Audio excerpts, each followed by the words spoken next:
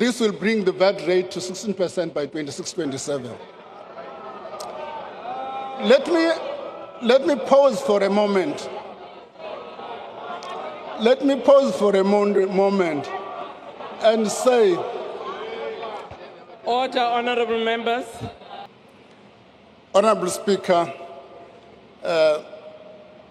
Togo Didiza, Deputy Speaker, Anneli Lottridge, Chairperson of the National Council of Provinces, Refulum Mtsweni Tsipane, Deputy Chairperson of the National Council of Provinces, Les Govender, His Excellency, the President of the Republic of South Africa, Cyril Ramaphosa, Honorable Deputy President Paul Mashatile, Cabinet colleagues, members of the Executive Council for Finance, honorable members, Governor of the South African Reserve Bank, Commissioner of the South African Revenue Service, fellow South Africans.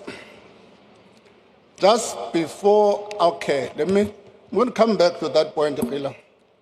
I have the honor to table the following documents before this House.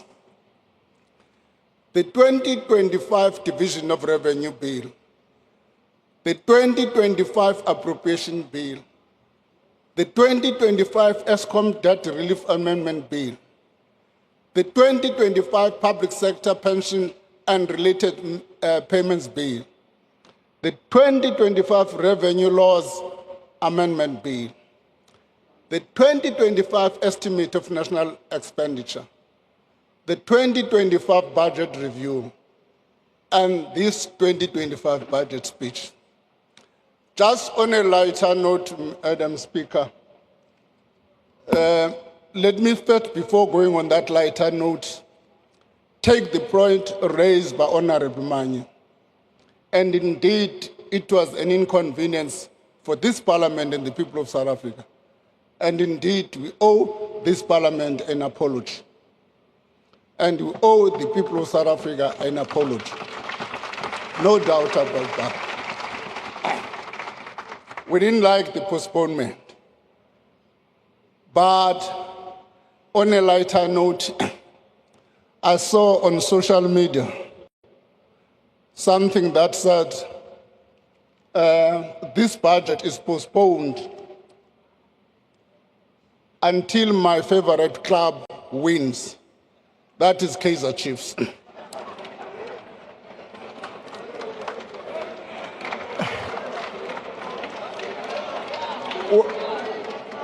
In cabinet, when I made this point, Dr. Ramkhopa wrote me a piece of note and said, "Yo, this budget will never be tabled." And Honorable Gigaba said, "Hey, these people are putting the country in crisis because this budget will never be tabled." Now, let me go back to the postponement, as I've apologized. Go back to the postponement and say the postponement of the tabling of the budget 3 weeks ago was a regrettable, but perhaps an understandable feature of multi-party governance. It is also a sign of some of the difficulties associated with a multi-party democracy. But what is positive is that the delay has stimulated an unprecedented level of public debate about the difficult policy trade-offs we as a nation face. A vital debate about which policies to fund and how to fund them, about which priorities to pursue now and which ones we may need to delay in the context of unlimited resources. As much as the debate has been dominated by the proposed increase to value-added tax, the bigger debate must be about how we grow the economy for the benefit of all South Africans. A bigger, faster-growing economy and the larger fiscal resources that comes with it would give us more fiscal room to meet more of our developmental goals. But the truth is that our economy has stagnated for over a decade. In that time, GDP growth has averaged less than 2%, far below the level required to meet our expanding list of needs. In 2024, the economy grew by only 0.6%. Over the medium term, GDP growth is projected to average 1.8%. To meet our goals of redistribution, redress, and structural transformation, the economy needs to grow much faster and in an inclusive manner. This is the central objective of the current administration. Today's and pragmatic approach to achieve this formidable task. It calls for macroeconomic stability supported by sound fiscal policy, for the deepening of structural reforms to remove the obstacles to growth and job creation, and for scaling up infrastructure to unlock the productive capacity of the economy while building a capable state that supports all these efforts. The budget remains committed to a balanced fiscal strategy. As projected in the 2024 medium-term budget policy statement, a budget primary surplus of 0.5% of GDP will be achieved in the 2025, and this will grow to 0.9% in 25-26. Government debt will stabilize at 76.2% of GDP in 25-26, while the consolidated budget deficit also narrows to 3.5% by 27-28. Madam Speaker, as debt stabilizes, a growing surplus will enable the government to reduce debt service cost as a proportion of revenue. Some of these savings will be used to build up fiscal buffers that we need as protection against future economic shocks. Shocks like the COVID-19 pandemic and other uncertainties stemming from the rising geopolitical tensions and the global economic ramifications thereof. Debt service costs will amount to 389.6 billion in the current financial year. This translates to 22 cents of every rand we raise in revenue. It is more than what we spend on health, the police, or basic education. We must reverse this trend and prevent the cost of debt from taking away resources that could otherwise be spent on our pressing social needs or to invest in growth. In this regard, our fiscal strategy stabilizes debt service cost as a percentage of revenue in 24-25 by maintaining a primary budget surplus. The Eskom debt relief arrangements are also effective and contribute to improved fiscal position. Eskom is now in a much better fiscal position than in 2023 when the debt relief was originally announced. As a result of these improvements, we have decided to simplify the final phase of the debt relief package. The last 70 billion debt takeover will now be replaced with a 40 billion in 2025-26, 10 billion in 28-29. This will result in a saving for the government of about 20 billion rand. Honorable members, these fiscal improvements are important milestones on our path to fostering a stable macroeconomic environment. That is a prerequisite for a higher level of growth that promotes job creation, improve public services, and reduce inequalities. Our strategy to achieve faster growth remains anchored in the following 4 pillars: maintaining macroeconomic stability, implementing structural reforms, improving state capacity, and accelerating infrastructure investment.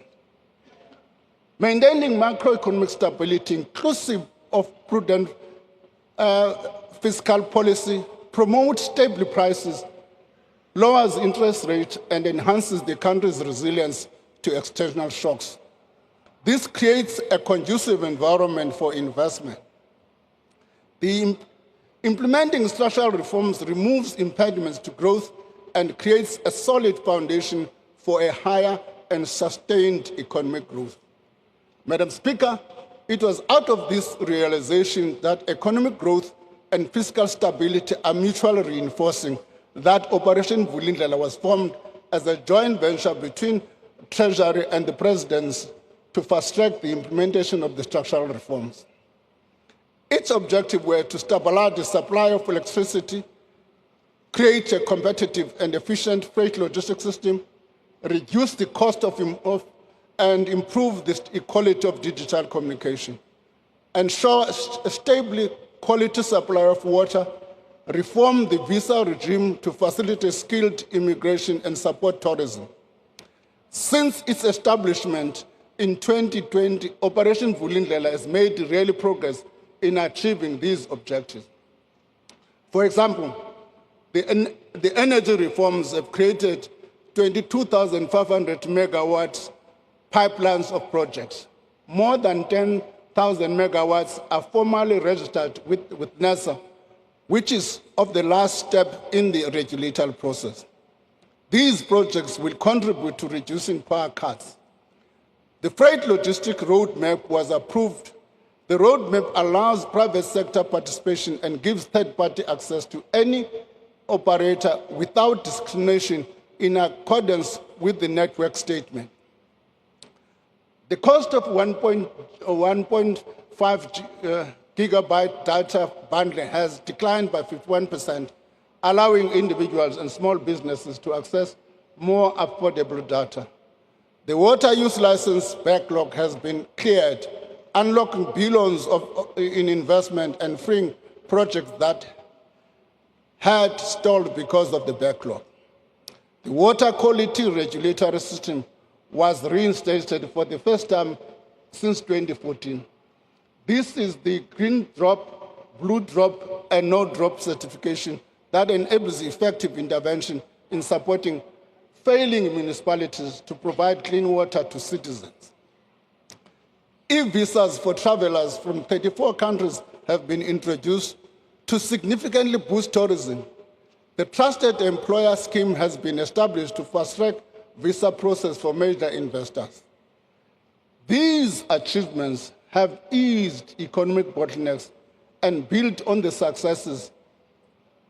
So phase 2 of OV will focus on the following: through existing reforms in energy, water, logistic, and visa system.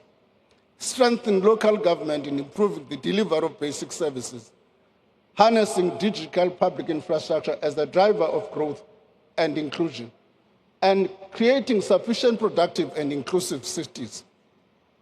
Madam Speaker, infrastructure is a key pillar of our growth strategy. It is the bedrock for economic development, a key source of jobs, and an avenue for scaling up service delivery. This budget reflects that understanding. Allocation towards capital payments are the fastest growing area of spending by economic classification. Public infrastructure spending over the next 3 years will amount to more than 1 trillion rand. The spending will focus on 3 sectors: 402 billion rand for transport and logistics, 219 billion for energy infrastructure, 156 billion rand for water and sanitation. In transport, the South African National Roads Agency will spend 100 billion rand over the medium term to keep the national road network in good condition. Provincial roads departments will reseal over 16,000 lane kilometers of roads in their areas of authority. Passenger Rail Agency of South Africa is making steady progress to rebuild the infrastructure to provide affordable commuter rail services. To sustain this progress, we have provisionally allocated an additional 19.2 billion over the medium term for critical signaling. This will enable commuters from areas such as Mamelodi, Wamashu, Motherwell, Khayelitsha, Naledi, to name but a few. To catch a train every 10 minutes.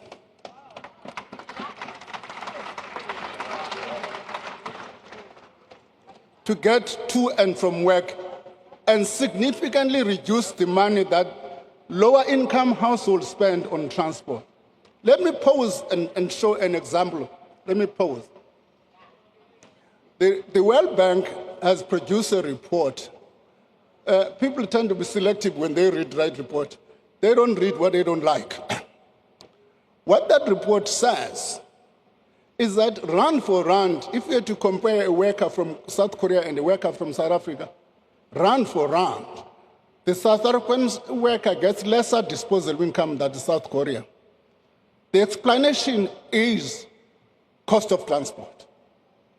In South Africa, that cost of transport is affected by two things: the spatial dimension, and secondly, the cost of transport. And this investment critical deals with that challenge for poor communities in our areas. I don't know, when somebody said this budget is not pro-poor, what do you mean?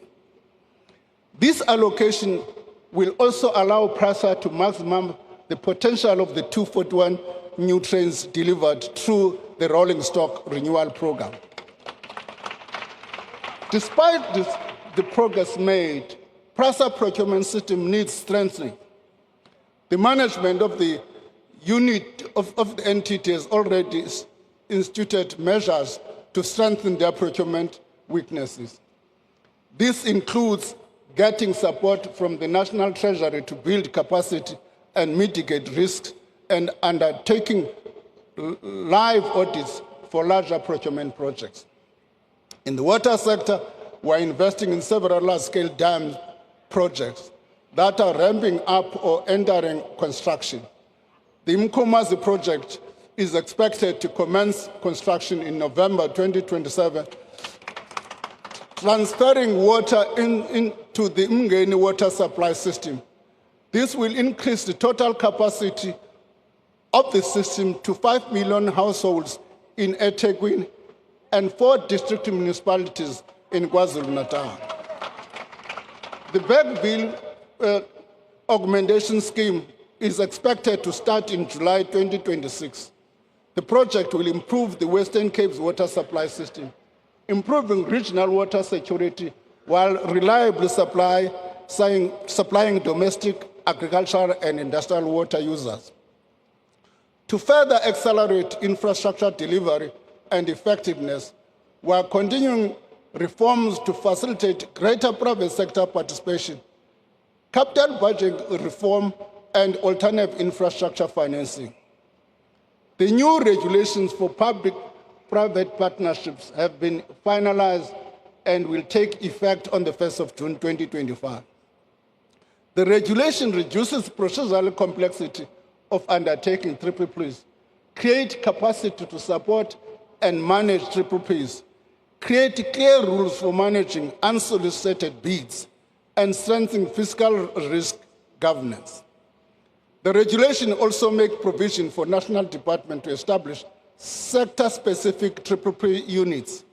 These units will drive private sector participation, creating opportunities to optimize the balance sheets of financial distressed state-owned companies. The Department of Transport and Transnet will engage the market on PSP projects in the following areas: the iron ore, chrome, coal, and manganese lines, expansion and automation of the ferrochrome and magnetite terminal at the port of Richards Bay, the container and automotive sectors, including the potential designation of the South African container port system as a regional transshipment hub for major shipping lines, and establishment of independent rolling stock leasing company. Should Transnet require gap funding for its PSP project, the budget facility for infrastructure will consider these after proper packaging and financial structuring. Additional guarantees may also be considered to finance the entity's maturing debt as well as its capital investment program. In the energy sector, the independent transmission program will be launched later this year. A request for information for a multi-line transmission packaging will also be issued by the Independent Power Producer Office in July this year, followed by a request for proposal in November. This will enable the private sector to play a key role in the expansion of the transmission network. Madam Speaker, we have reconfigured the BFI, the Budget for Infrastructure Facility, to run multiple bid windows instead of just one annual window. Earlier this week, we published a call for proposal under the new system. The first window is now open and will close mid-April. The next window will open soon thereafter. Financing decisions to determine the appropriate fiscal mechanism to support projects have also been separated from the evaluation and budget processes. This will facilitate the mobilization of significant private finance and improve allocative efficiency in fiscal support. This includes financing for proposals approved during the special window last year. Lastly, our efforts to diversify the financing structure to support infrastructure are taking shape. A credit guarantee vehicle to mobilize private sector capital by de-risking projects will be launched in 2026. Its initial focus will be on independent transmission, aimed at bridging the energy transmission deficit. Once the vehicle has demonstrated its efficacy, it will be broadened to include other sectors. Government will issue its first infrastructure bond in 25-26. We will also introduce other innovative financing instruments to diversify the infrastructure fund sources. Financial institutions, including pension funds, banks, development banks, and international financial institutions, have already expressed interest in participating. This, Madam Speaker, is how we plan to leverage infrastructure investment to ease supply-side constraints to the economy and improve access to social services the people get. Madam Speaker, there are several persistent spending pressures in health, education, transport, and security. These have to do with the government properly fulfilling its service delivery mandate. After careful consideration, the government has decided to fund these. Deferring the funding of these sectors further would compromise the government's ability to meet its constitutional obligation to those people.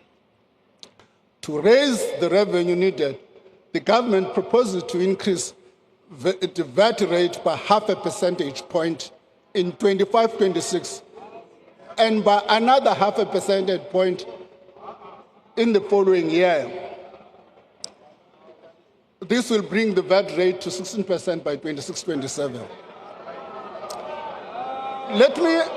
Let me pause for a moment. Let me pause for a moment and say, order, honorable members. Let's allow the minister to finish his presentation. Madam Speaker, should the spending reviews and other measures we're embarking on yield enough extra revenue, we will reassess the need to embark on the second 0.5 percentage point increase to VAT. Government also proposes no inflationary adjustment to personal income tax brackets and medical tax credits. These measures will raise 28 billion in additional revenue in 25-26 and 14.5 billion in 26-27. Madam Speaker, this decision was not taken lightly. I can tell you now, no Minister of Finance is ever happy to increase taxes. We are aware of the fact that a lower overall burden of tax can help to increase investment and job creation and also unlock household spending power. We, however, have had to balance this knowledge against the very real and pressing service delivery needs that are vital to our developmental goals, and we cannot be further postponed. Honourable members, we thoroughly examined alternative raising the VAT rate. We weighed the policy trade-offs involved in increasing the corporate and personal income taxes. Increasing the corporate and personal income taxes would generate less revenue while potentially harming investment, job creation, and economic growth. Corporate tax collections have declined over the last few years, an indication of falling profits and a trading environment worsened by the logistic constraint and rising electricity cost. Furthermore, South Africa's corporate income tax collections are already higher than most of our peer countries. On the other hand, an increase to the personal income tax rate would reduce taxpayers' incentive to work and save. Our top personal income tax rate and our personal income tax collection as a percentage of GDP are far higher than those of the most developing countries. Increasing it is therefore not feasible. Taking on additional debt to meet the spending pressures was also not feasible. The amount is simply too large. The cost of borrowing would be unaffordable. Our sub-investment credit rating would also make this level of borrowing costlier and put us at a risk of even further downgrowth. Madam Speaker, VAT is a tax that affects everyone. By opting for a marginal increase to VAT, its distributional effect and impact were costly considered. The increase is also the most effective way to avoid further spending cuts and to enable us to extend the social wage. The government is very aware of the cost of living pressures faced by households, including higher food and fuel prices and rising electricity and transport costs. This is why we are taking concrete steps to protect vulnerable households. This is done through providing social grant increases that are above the inflation, expanding the basket of zero-rated items to include vegetables, dairy liquid, blends, meats and poultry products. We are also not increasing the fuel levy for another year, saving consumers around 4 billion. Madam Speaker, broadening the tax base and improving the administrative efficiency of the South African Revenue Service allow us over time to spread the tax burden more evenly and equitably. With this in mind, SARS is allocated 3.5 billion in the current financial year and an additional 4.4 billion over the medium term.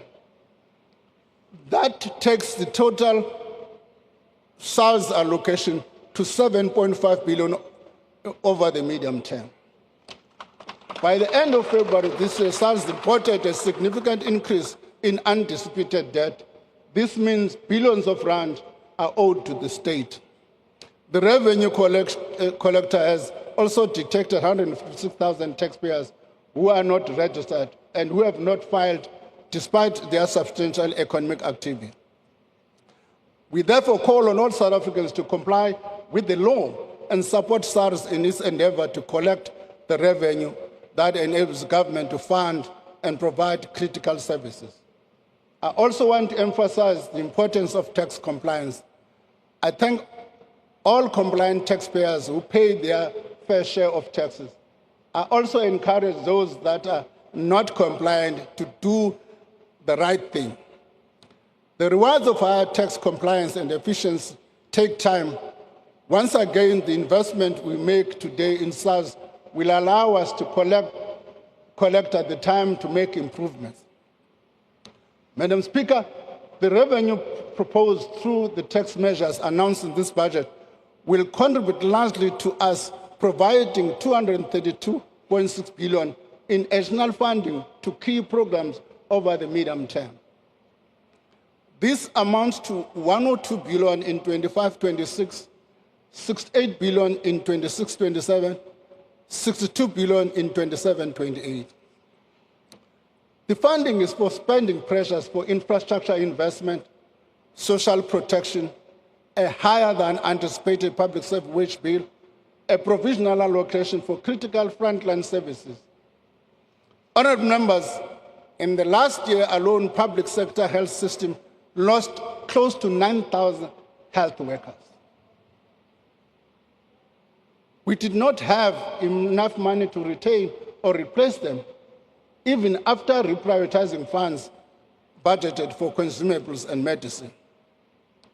Accruals in this sector, which is the money owed by department to vendors for service already provided, also ballooned to 22 million. Let me just dramatize this thing. How it works is that in a Department of Health in a province,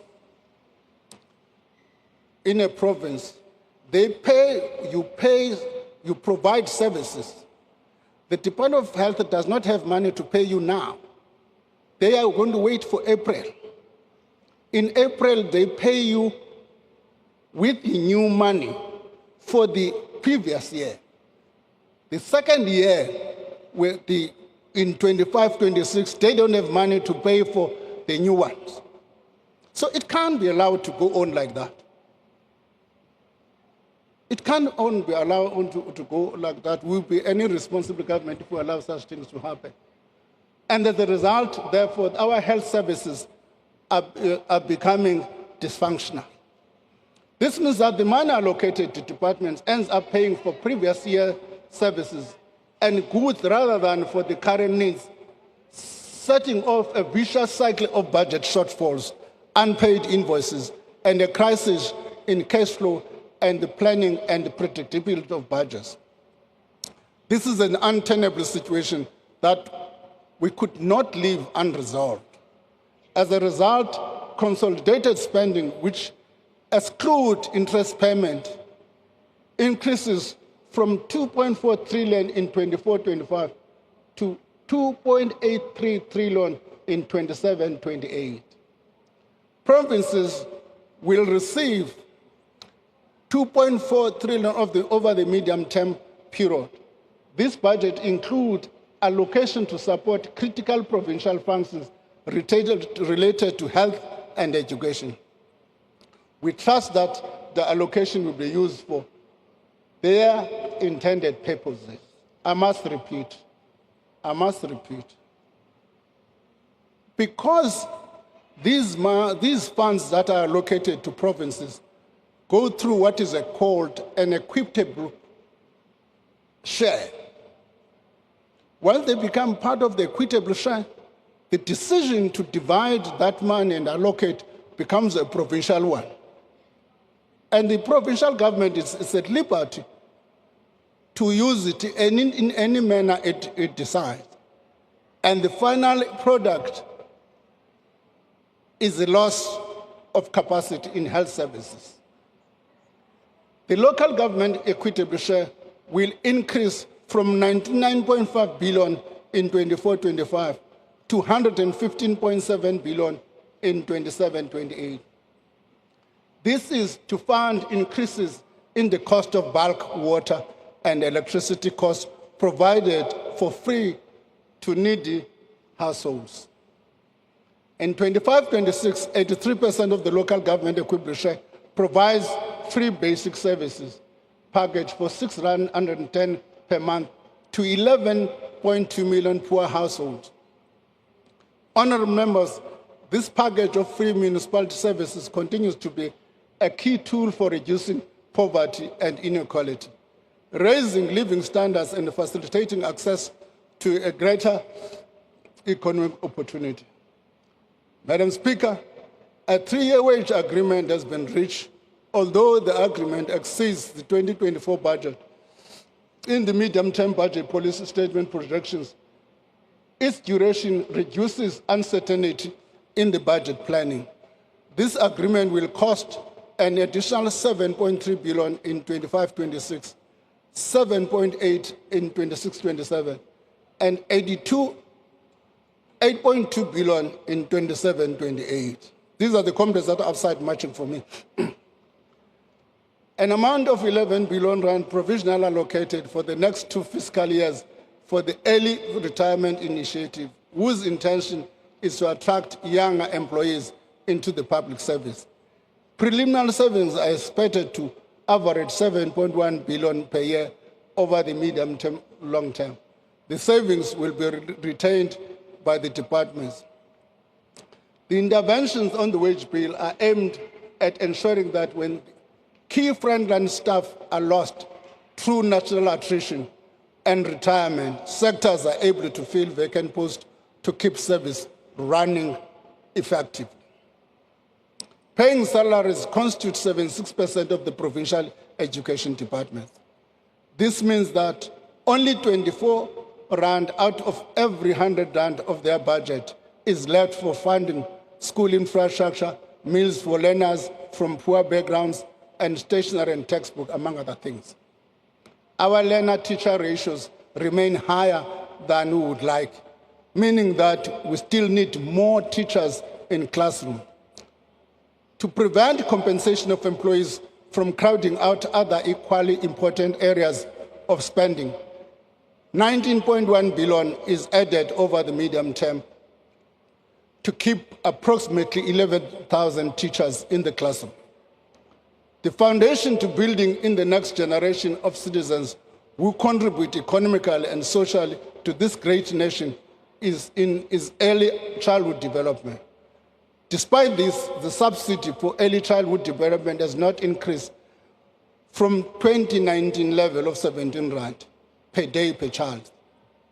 To remedy this, an amount of 10 billion over the medium term is allocated to increase subsidy to 24 rand per day per child. The extra funding will also support increased access to ECD for approximately 700,000 more children up to the age of 4 years old. Health spending will grow from 277 billion in 24-25 to 329 billion in 27-28 to support equitable provision of public health services, including free primary health care services. Like in provincial education, a significant portion of provincial health budget is spent on salaries and wages. 28.9 billion is added to the health budget, mainly to keep about 9,300 healthcare workers in our hospitals and clinics. It's also be used to employ the 800 post-community service doctors and to ensure that our pharmacists do not run out of medicine. Honorable members, social grants are allocated 284.7 billion rand in 25-26. This allows us to increase the old age grant, disability grant by 130 rand. Now let me tell you a story. I was working here in Waterfront. An old man comes to me and he says, "Thanks for the 150, but the 150 now is gone." He said, "But I don't need VAT." Now, because of the reduction in the VAT, I had to reduce the 150 to 130. The child support grant by 30 rand. The foster care grant by 70 rand. The COVID-19 social relief in its current form will be extended by a year to March 2026. 35.52 billion rand is allocated for this purpose. Let me correct a myth here. A myth that suggests that I'm trying to pose as two alternatives is either VAT or SRD. Didn't say that. What I did say is that the SRD has been a temporary grant. We have been debating to find a funding source for it so that it should not continue to crowd other spending.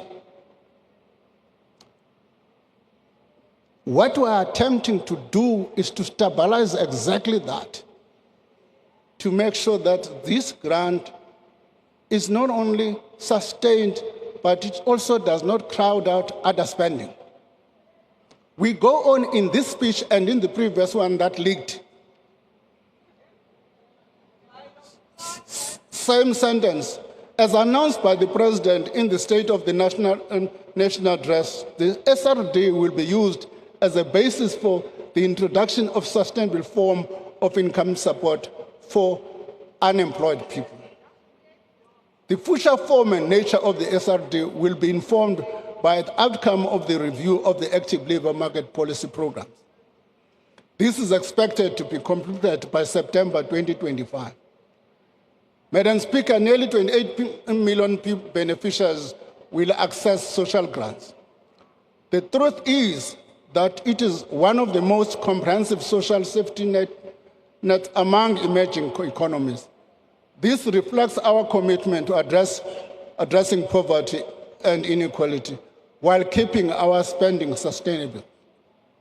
In this budget, we have also made a provision to replenish the funding for our security functions and peacekeeping commitments. 9.4 billion is allocated to fund the Defence Force and correctional services. Over the medium term, 5 billion has been allocated to the Department of Defense to support South Africa's participation in the SADC mission in the Democratic Republic of Congo and to supplement existing peacekeeping activities. We will continue working with the Department of Defense on ways to change the composition of expenditure to modernize the Defense Force moving forward. Madam Speaker, combating financial crimes and corruption is essential to protecting the integrity of our economy and the institutions that foster stability and social well-being. Funds are allocated for enhancing the financial forensic and accounting capabilities in our law enforcement institutions, further strengthening our ability to detect and prosecute complex economic crimes. These efforts address recommendations from the Financial Action Task Force and the State Capital Commission, ensuring that we continue to fight money laundering and the financing of terrorism with urgency and precision. There are remaining issues that require work during the year, which may require funding later in the year. These include infrastructure projects in the BFI, the rolling stock fleet renewal program, accommodating population changes that impact on provincial equitable share, in particular the 3 provinces, strengthening capability in the Office of the Chief Justice, Statistics South Africa and the South African Revenue Service were already attending to it. An issue which has been raised is also the issue of political funding and infrastructure provision for real houses. Madam Speaker, our ability to deliver public service depends on having a competent, capable, and ethical state. Delivering a reliable and sustainable core services is a priority for this government. Our focus must remain on more effective and efficient service delivery and proper combination between personnel expenditure, operating costs, and the maintenance of physical facilities and assets, supported by professional and efficient administration. For over a decade, budgets have been trimmed across the board. While these measures have helped maintain fiscal discipline, they have often been implemented without a thorough interrogation of whether the funds we allocate truly support our national priorities.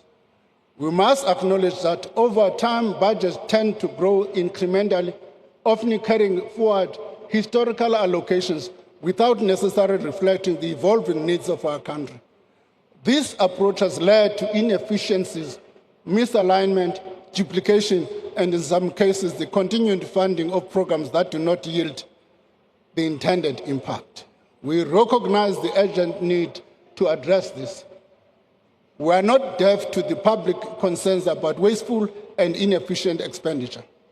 We know that we must earn the taxpayers' trust every day by spending public money with care and ensuring that every rand collected is spent on its intended purpose. Since 2013, as part of the ongoing evaluation of the operation of government, national treasuries and provincial treasuries have undertaken 240 spending reviews. These reviews range from a number of things such as officer accommodation, fleet management, and so on. However, we have agreed, out of a long discussion with colleagues in government, including the President, that we need to focus on this area of spending reviews. And as such, change the institutional arrangements that we have and locate the spending reviews in the President's office. In that sense, incorporate some of that work to the Operation Vulindlela moving forward. So we are going to give that institutional capability moving forward. The consolidated recommendations of these reviews and other things, including this, as I've indicated, the President has also undertaken to do this, to take this work together with National Treasury. Thank you for this commitment, Mr. President.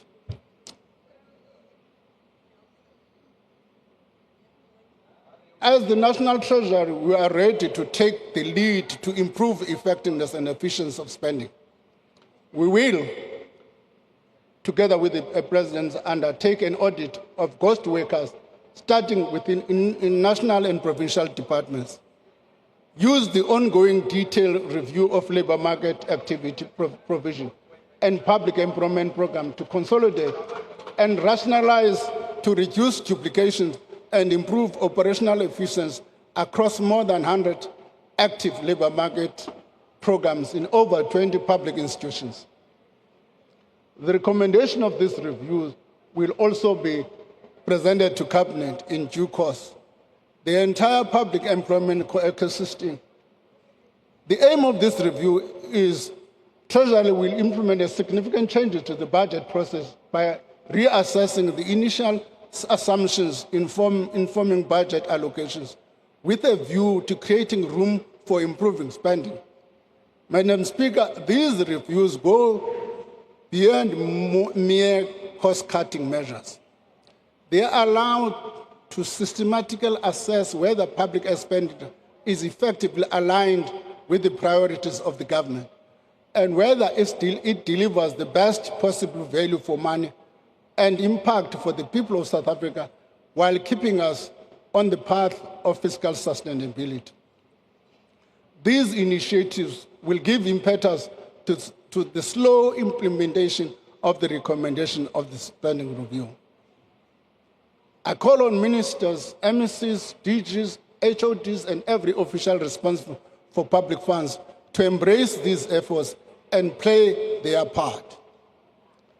The proliferation of conditional grant has necessitated a review of the conditional grant system to reduce duplication and improve effectiveness of the programs. This project will implement the first phase of the recommendations of the review and include merging conditional grants in the basic education and agricultural sector. Preference-based conditional grants to metropolitan municipalities are also introduced, linked to institutional governance and financial reforms to improve services. Madam Speaker, the incentives in our current disaster management system are skewed towards relief and rehabilitation, when mitigation and readiness to minimize damage is the most cost-effective response. Our municipalities stand at the front line of disaster response, yet they are hamstrung by aging infrastructure, bureaucratic fragmentation, and limited to access to emergency funds. The priority is to reduce the administrative burden to access emergency funds. Every hour of delay costs lives and livelihoods. Continuous improvements are made to the grant system to incentivize municipalities to access a variety of funding instruments for disasters. These include their own budget, the contingency reserve, conditional grant funding, and insurance. The budget allocates 1.7 billion to respond to future disaster over the medium term, while 4 billion is provisionally allocated to address backlogs recovery efforts for provinces and municipalities. The decline in municipality services is evident across cities. Towns and rural villages highlights the systematic challenges faced by this varying group of municipalities. As outlined by the President in his State of the Nation address, Phase 2 of Operation Vulindlela, the institutional structure of local government will be reviewed through the updating of the white paper of local government. In line with the Constitution, the principle of funds follow functions. The review of local government fiscal framework will examine how to appropriately finance local government relative to their functions and their form. Reforms to the revenue-generating service of local government, namely water and sanitation and electricity and refuse removal, are underway. So, the 8 metropolitan municipalities have met the minimum requirement for participation in the Financial Performance Incentive Grant, the Urban Development Financing Grant. Further allocations in the grant are dependent on municipalities meeting specific targets related sets out in their performance improvement action plans. For 25-26, this includes critical institutional governance and management changes to creating an enabling environment for local term investment infrastructure. By ring-fencing the revenues from these services and running operating surpluses, these business units can generate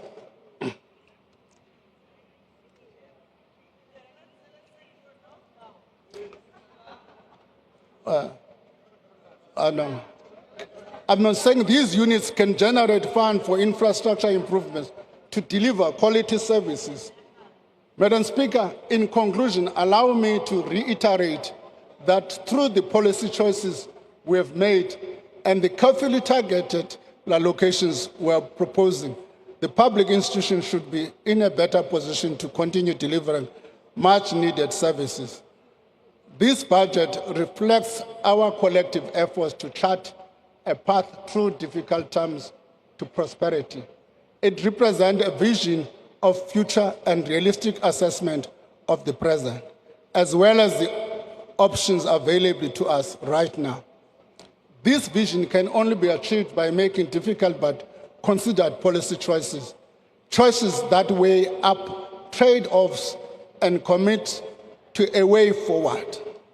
Honourable members, this budget is the product of a combined and careful consideration of the Cabinet of the Government of National Unity. Despite some minor disagreements, I must confess, that has done the difficult and necessary work of assessing the alternatives open to us at the current conjuncture in our growth journey.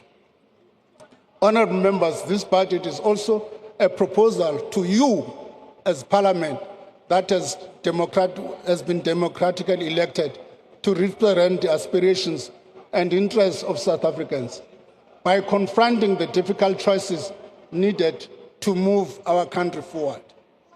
It is in this spirit that I draw to the words of the Pan-African leader Amar Kabar, who advises us, always bear in mind that the people are not fighting for ideas, but for things for things in anyone's mind. Order, they are fighting members. To win material benefits, to live better and in peace, and to see their lives go forward to guarantee the future of their children.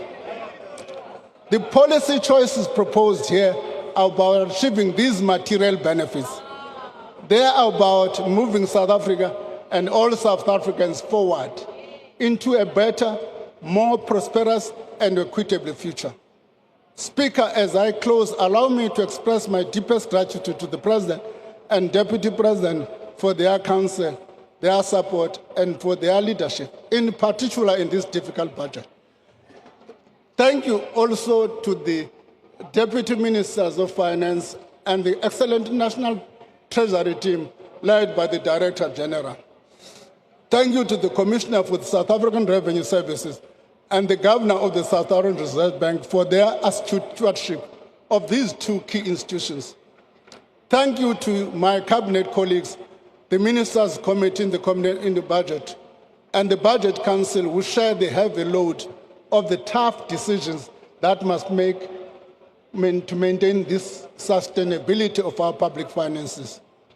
To the Parliamentary Standing Committees of Finance, Appropriation and Public Account, I express my sincere appreciation. And of course, out of this threat, without the support of my wife and my family, it would not have been as easy as, it would have been as difficult as. It was through the support from Mom Chawe that I've been able to withstand all this challenge.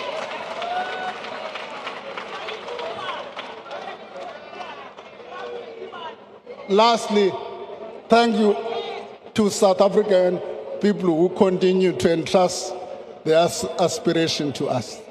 I thank you.